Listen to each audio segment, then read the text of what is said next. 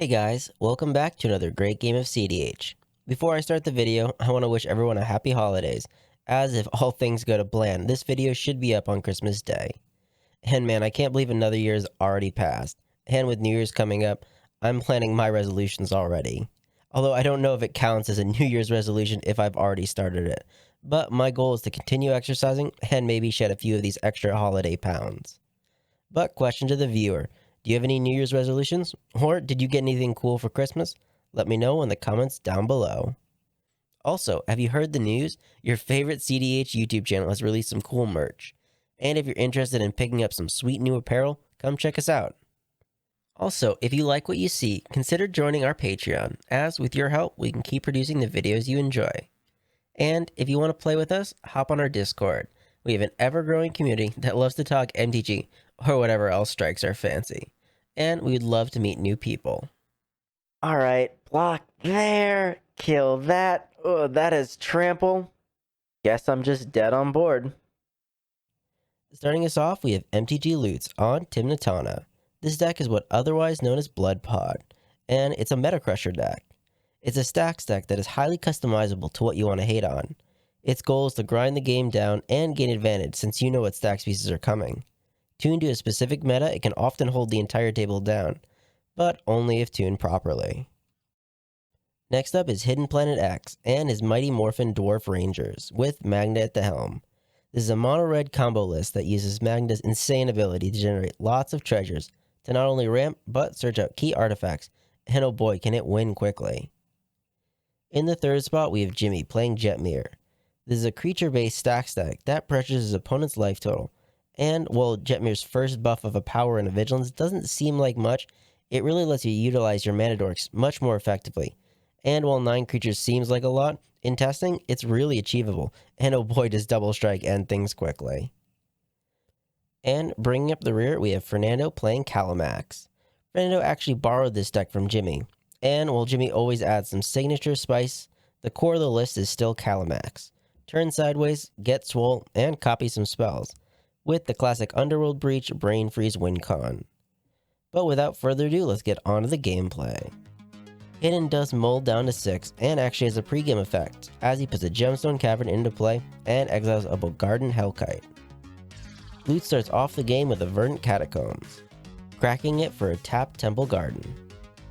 Hidden plays a Snow-Covered Mountain, and casts an Axguard Cavalry. Jimmy cracks a Scalding Tarn to go and grab a Taiga, passing while he goes searching.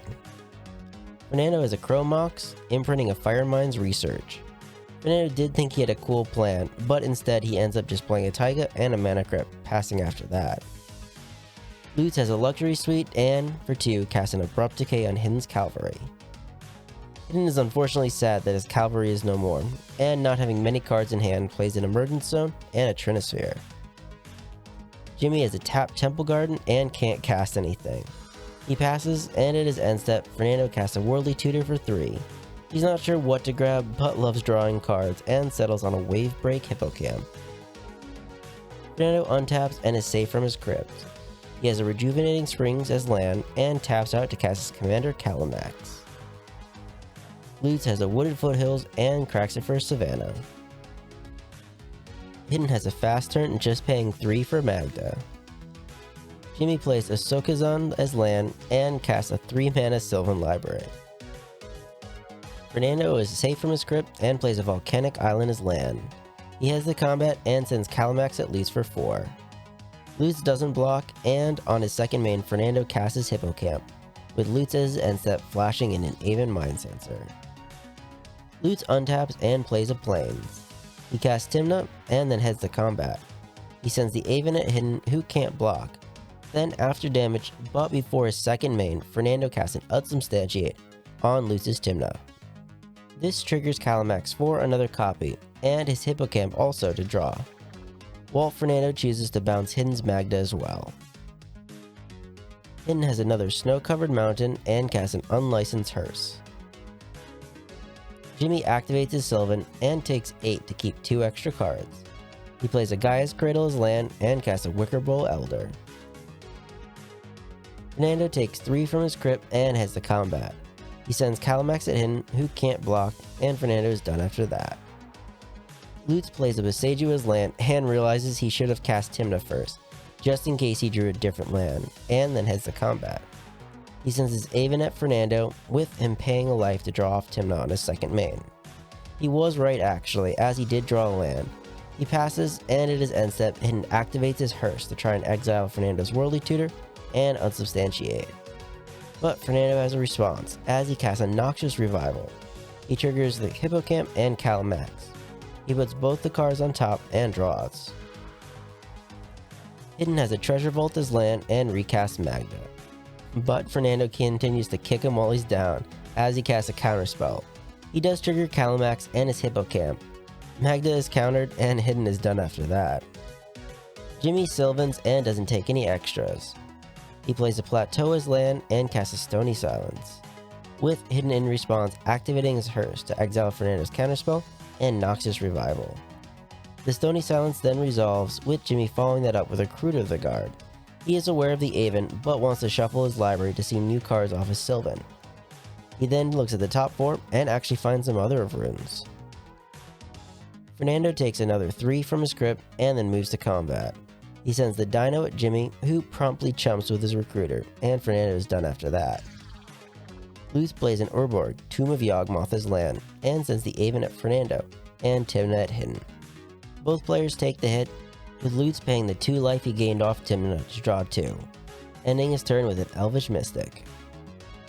Hidden has another quick turn, just recasting Magda. Jimmy Sylvans and takes 4 to keep an extra card. He plays a Misty Rainforest's land and casts his tutored Mother of Runes, following that up with a Grand Abolisher, which prompts a response from Fernando as he casts his Unsubstantiate. He triggers Kalamax and his Hippocamp to bounce the Stony Silence and the Aven Mind Sensor. The Abolisher then resolves, and Jimmy then cracks his Misty now that the Aven is gone. Jimmy finds his Savannah and ends his turn casting a Shalai, Voice of Plenty. Fernando is safe from his grip and heads straight to combat. He sends the 8/8 Kalamax at Lutz, who takes the hit, and Fernando is unfortunately not hitting his lands and passes, with Lutz flashing the Aven back in, and Fernando responding by Worldly Tutoring, triggering Kalamax. Not that the copy of the Worldly Tutor does much.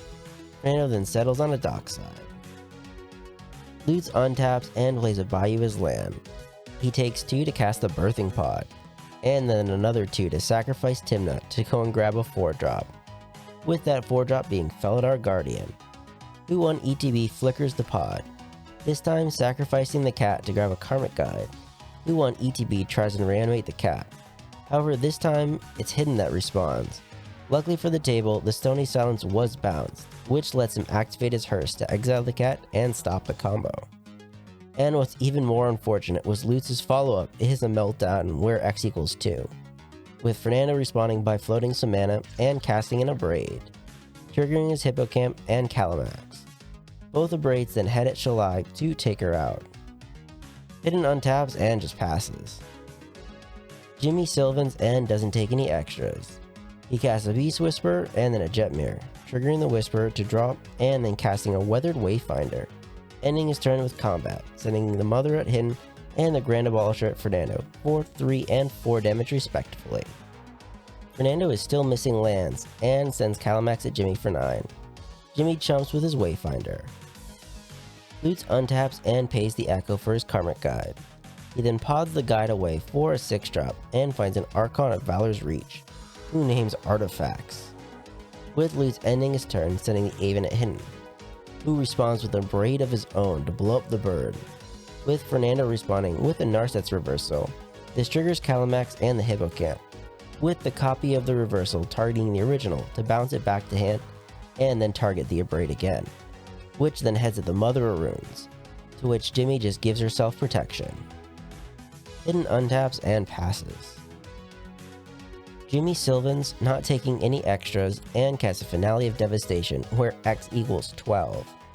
And while the Aven is still out, he still does get the +12/+12 to his team.